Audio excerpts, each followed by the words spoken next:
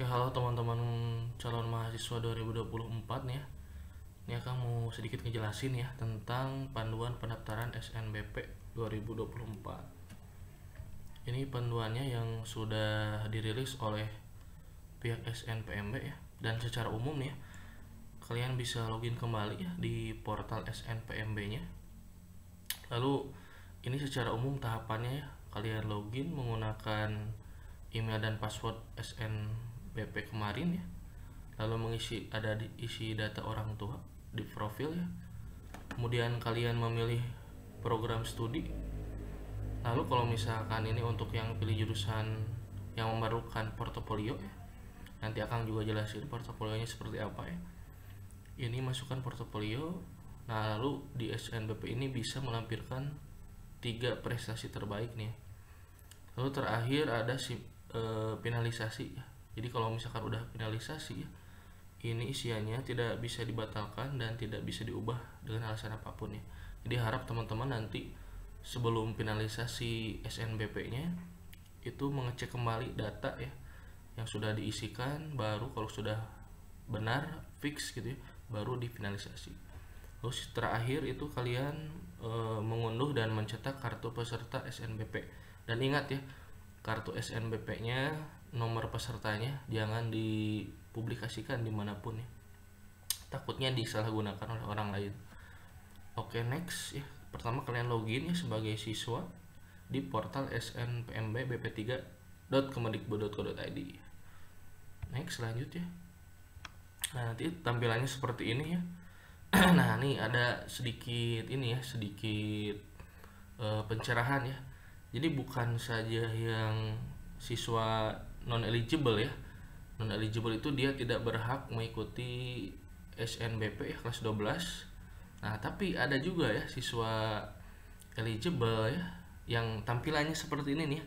Jadi kalau tampilannya seperti ini merah ya, itu berarti teman-teman walaupun sudah melakukan simpan permanen sebagai siswa eligible, tapi ketika sekolahnya tidak melakukan PDSS sampai tahap akhir, sampai finalisasi, maka secara otomatis ya, siswa eligible tersebut tidak bisa mengikuti SNBP. Jadi banyak kejadian ya, yang tahun sekarang juga ya, banyak yang WA DM ke Akang juga ya, itu katanya tidak bisa daftar SNBP padahal dia pas diumumkan masuk siswa eligible. Nah, jadi ini banyak juga yang disemangatin sama gurunya malah disuruh jalur SNBT gitu ya. Ada juga yang dia kata gurunya nggak lolos katanya, padahal ini penting banget gitu ya. Jadi siswa eligible nggak bisa ikut SNBP ya, rugi banget gitu ya, sayang banget. Padahal ada satu jalur yang memang ini tidak perlu tes ya, hanya melampirkan nilai rapot dan prestasi ya. Sayang banget gak bisa ikut SNBP gitu. Oke, next ya.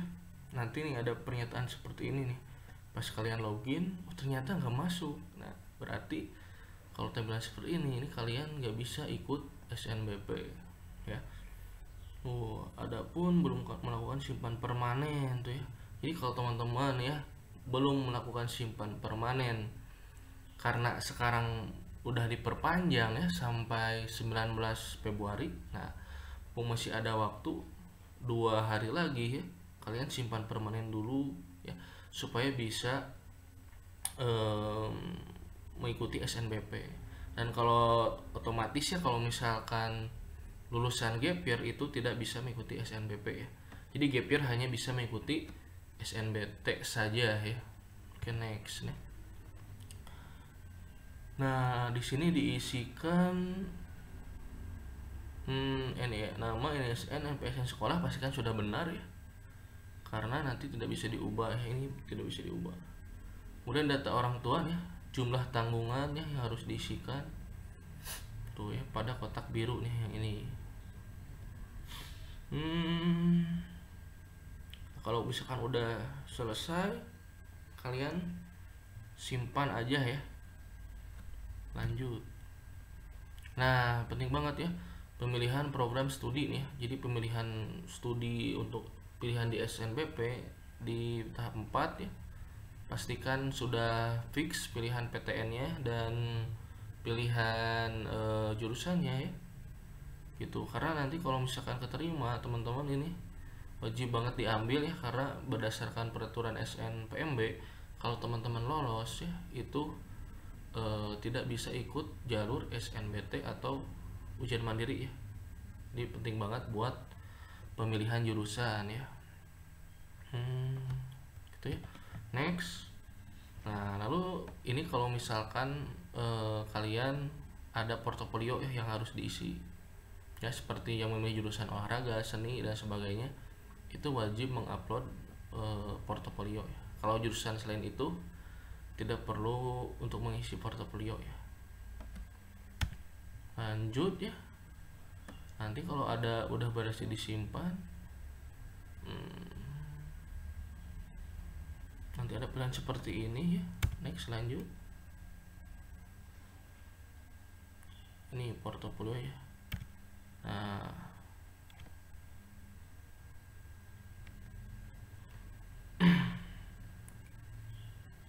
jadi bisa mengunduh PPT portofolio ya di website SNPMB-nya ya. Nanti akan jelasin juga. Ada template-nya sepertinya ya. Next nih. Nah, di bagian selanjutnya tahap 6 ya, di SNBP ini bisa melampirkan ya 3 sertifikat prestasi.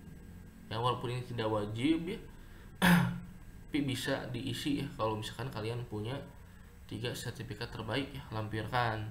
Nanti ada nama penyelenggaranya ya, kalian ranking berapa dari total berapa peserta ya, dan ini bisa diupload aja ya filenya berupa PDF, PNG atau JPG ya.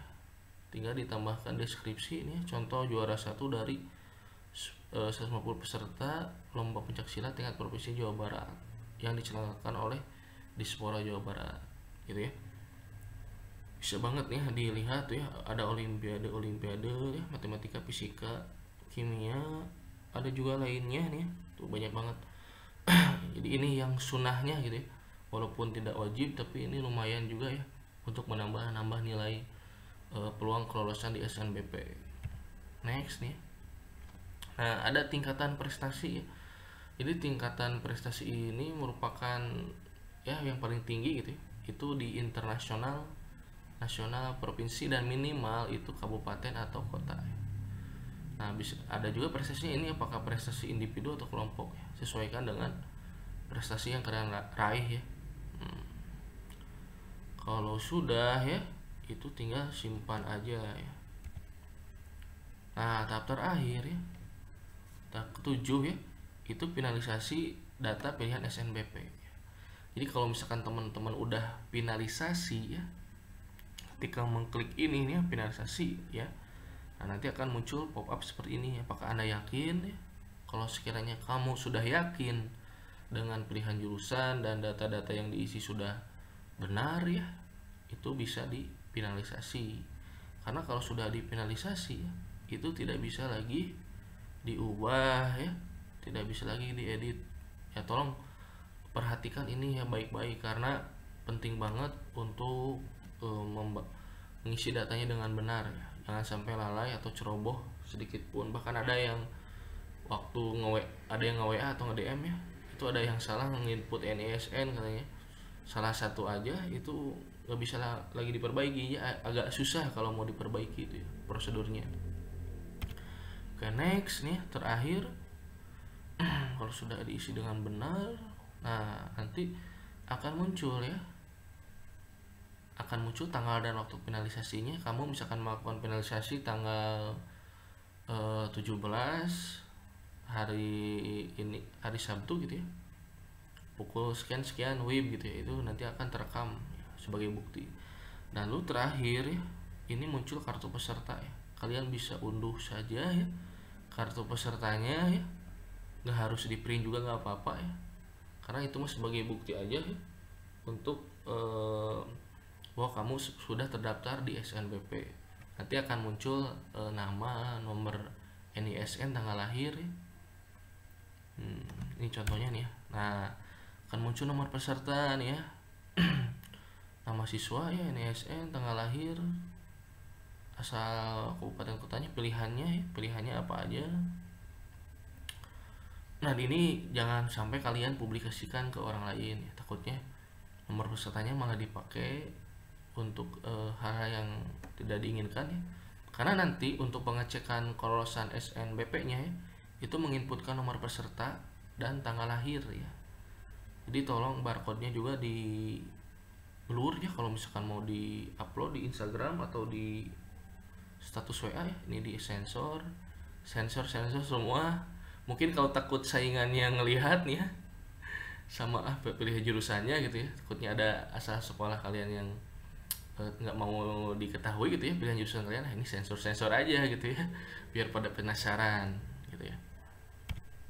Itu ya tahapan pendaftaran SNBP-nya ya. Good luck buat teman-teman ya, jangan terlalu terburu-buru untuk daftar SNBP-nya. Yang penting data yang diisikan sudah benar, dan kalau pilihan jurusannya sudah fix gitu ya, sudah benar, kalian tinggal finalisasi gitu. Kalau misalkan masih menimbang ragu gitu ya untuk pilihan jurusan dan lain sebagainya, ada data yang salah, harap cek ulang dan jangan dulu finalisasi gitu ya. Dan ini waktunya cukup panjang ya, 2 minggu sampai tanggal 28 Februari ya. Tapi ingat ya, jangan terlalu akhir juga ya, jangan tanggal 27 atau 28 baru daftar ya. Mending kalau misalkan udah fix pilihannya ya, di SNBP ini tinggal finalisasi aja gitu ya. Biar jong-jong gitu ya, nggak harus nunggu apa lagi gitu ya. Itu penjelasan dari Akang, mudah-mudahan bermanfaat, dan kalau ada pertanyaan bisa tulis di kolom komentar ya. See you untuk video-video selanjutnya ya. Akang Dede Aji Septiandi, CEO Info Bina Indonesia ya, CUTBK gitu. Mudah-mudahan bermanfaat. Nanti Akang buatin video yang lainnya. Oke.